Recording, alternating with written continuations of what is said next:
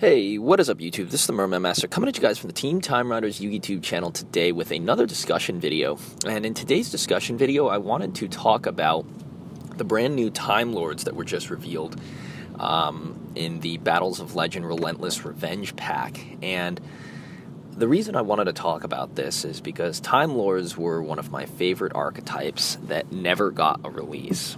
We've been waiting like 7+ years for them ever since the finale of 5Ds in order to get these cards into our hands. And now that we finally have them, I feel like I can talk about this. Now, when the Time Lords were first debuted, they had these crazy effects, things that non-targeting field removal for spells, traps, and monster effects, as well as hefty burn damage that you could inflict to people. And I was like, there's no way that these cards are going to be able to come in and, be as broken as they are in the show. But at the same time, I didn't want them to release the Time Lords and nerf them so much that they were not able to compete whatsoever. Granted, there are some Time Lords that don't really have as good effects that are easy to put in the format. Things like Metaion and his 300 bounce to the hand, as well as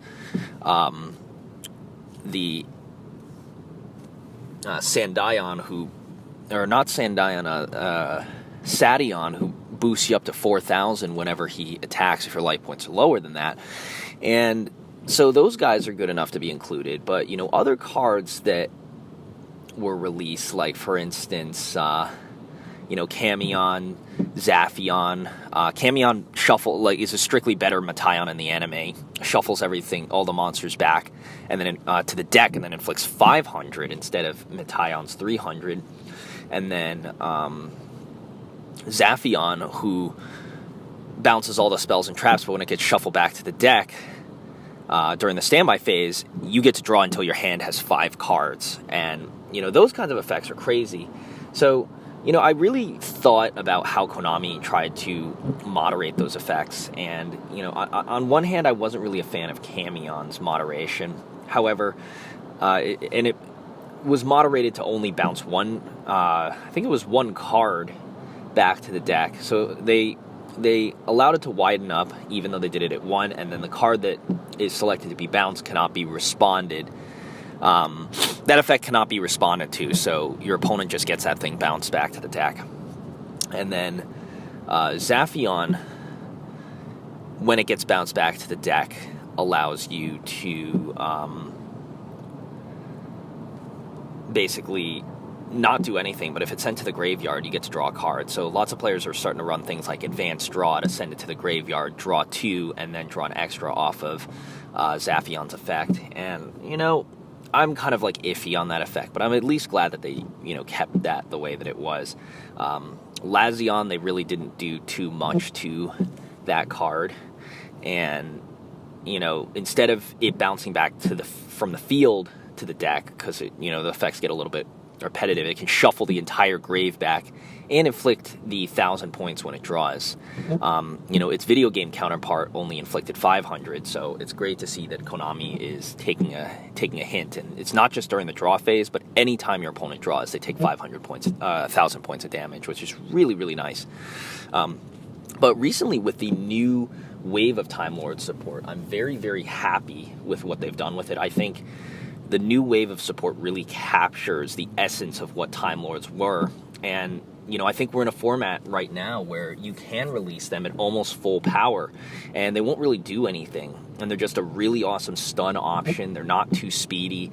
They have a lot of just recursion. The trap cards do very, very good stuff for them as well. So they didn't make them too broken, but at the same time, they also made them worth running in they nerfed them and still made them worth running in 2018, which was something I never really thought I would say. I was so afraid that they were going to nerf the cards like crazy, but I feel like the avenue that they took them was just very, very well thought out, and they really took a look at cards that existed in the format, the restrictions that Time Lords have, the ability that they gave them to be normal summon without tribute, which is something that the anime Time Lords did not have, and something that I greatly appreciate in each of those Time Lord cards. as well as just other effects as well. And, the new Time Lords that were released, I believe it was Raffion, Gabrion, Sandion, and it was either Michion or Halion. But they one of the Time Lords, I think is Michion, is basically it inflicts the damage equal to the attack power. Halion, or one of them halves the attack. I think that's Halion. Then there's Raffion, which I think it inflicts the difference. If your life points are lowered, it'll inflict the difference between your opponent's life and your life as damage to them. And then finally, of course, the Gabrion, who is technically the effect that Zaphion should have had, except for your opponent, where it shuffles everything on the field back to the deck and then lets your opponent draw an equal number of cards, but it's non-targeting removal, gets things back into the deck, and if you're running a Trickstar variant or you've dropped a Droll and Lockbird earlier in the turn, your opponent just shuffles that stuff back and they don't get it. So I think that was, all of those are pretty fair, and I love the fact that they kept a lot of the original abilities. Raffion no longer gets its bounce. Halion can no longer inflict if the damage is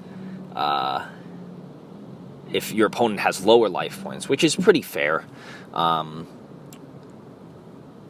And then having the attack, of course, for Raffion is also, that having the life points is also a very, very nice kind of, addition. And I'm really glad that they didn't change that from what they had before. And then, of course, finally, guys, there is Sandion, who I thought, he's going to be the hardest one to balance because he has the ability to be special summon, and he also keeps that normal summon.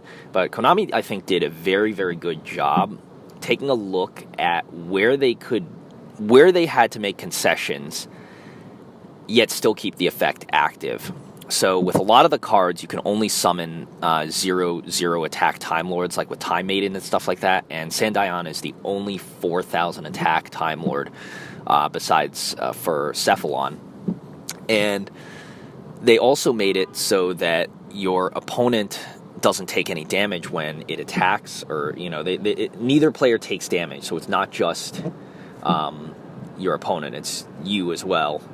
It's not just you, it's your opponent as well. And then also gave it the restriction that your opponent must control a monster in order for you to summon this card, just to, make sure that your opponent actually has something there. And, that's not dissimilar to how the card was utilized in the final, thing of the anime. But they kept the attack power.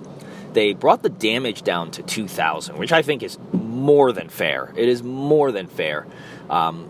Swing in and be guaranteed to deal 2,000 points of damage. A 4,000 beater beats almost anything, and you can trade battle with a Chaos Max and still come out alive because it can't be destroyed by battle or card effects. So it's not totally broken, but combined with the other Time Lords, you can put a good amount of damage on board. All of them are, of course, still vulnerable to non-destruction removal and even non-targeting removal if you decide you want to run them out of the Bound Creator in there. But they're all really well balanced in my opinion, and a lot of players are starting to have fun playing with them on Yu-Gi-Oh! Pro and different things like that. And to me, the cards, we've been waiting a very, very long time. And, me personally, I've been waiting an incredibly long amount of time to get my hands on the Time Lords. And I'm very, very glad that Konami did not fuck this one up.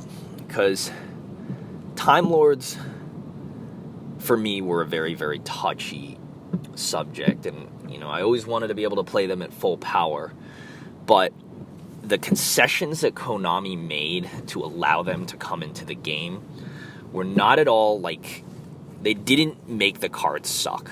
And I think that's, more that they can say to anything else. So hats off to the company, to be honest with you guys. Hats off, because it really, they really took the time and the effort to make this just what it should have been. So very, very happy for that.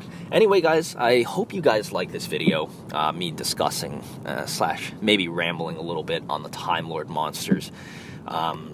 And if you guys did like the video, please give a rate, comment, subscribe, like the video if you want. And this has been the Mermail Master with the Team Time Riders Yugi Tube channel, and I'll catch you guys next time. Peace.